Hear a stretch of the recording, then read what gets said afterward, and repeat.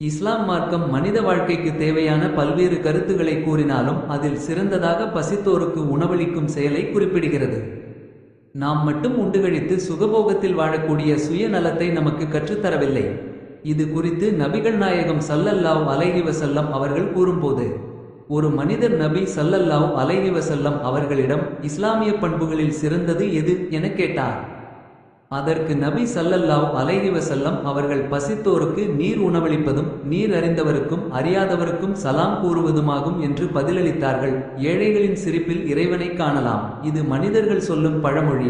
இறைவனை இவ்வுலகில் யாரும் காண முடியாது என்பது இஸ்லாத்தின் ஆழமான நம்பிக்கை. ஆனால் இதன் சிறப்பை மக்கள் உணர்ந்து நடப்பது போல் தெரியவில்லை. ஆனால் இஸ்லாம் மார்க்கம் இதன் சிறப்பை அழகிய முறையில் எடுத்துரைக்கிறது. அல்லாஹ்வின் தூதர் ஸல்லல்லாஹு அலைஹி வஸல்லம் அவர்கள் கூறினார்கள், வல்லமையும் மாண்பும் மிக்க அல்லாஹ் மறுமை நாளில் ஒரு மனிதரிடம், ஆதமின் மகனே, நான் நோயுற்றிருந்தபோது என்னை உடல்நலம் விசாரிக்க நீ வரவில்லையே ஏன் என்று கேட்பான். அதற்கு மனிதன், என் இறைவா, நீயோ அகிலத்தாரின் அதிபதியாயிருக்க உன்னை நான் எவ்வாறு உடல்நலம் விசாரிப்பேன் என்று கேட்பான். அதற்கு அல்லாஹ், உனக்கு தெரியுமா, என் அடியானான இந்த மனிதன் நோய்வாய்ப்பட்டிருந்த போது அவனிடம் சென்று நீ நலம் விசாரிக்கவில்லை. தெரிந்துகொள், அவனை உடல்நலம் விசாரிக்க நீ சென்றிருந்தால் அவனிடம் என்னை கண்டிருப்பாய் என்று கூறுவான். மேலும் அல்லாஹ், ஆதமின் மகனே, நான் உன்னிடம் உணவு கேட்டேன், ஆனால் நீ எனக்கு உணவளிக்கவில்லை என்பான். அதற்கு மனிதன், என் இறைவா, நீ அகிலத்தாரின் அதிபதியாயிருக்க உனக்கு நான் எவ்வாறு உணவளிக்க இயலும் என்று கேட்பான். அதற்கு அல்லாஹ், உனக்கு தெரியுமா, உன்னிடம் என் அடியானான இந்த மனிதன் உண்பதற்கு உணவு கேட்டான்.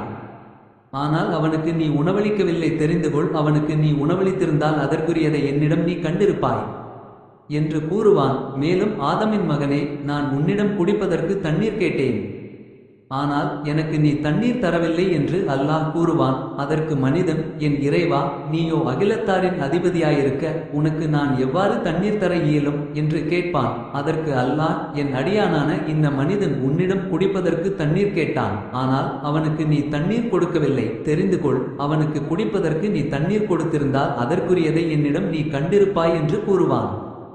இதை அபூ ஹுரைரா ரலியல்லாஹு அன்ஹு அவர்கள் அறிவிக்கிறார்கள்.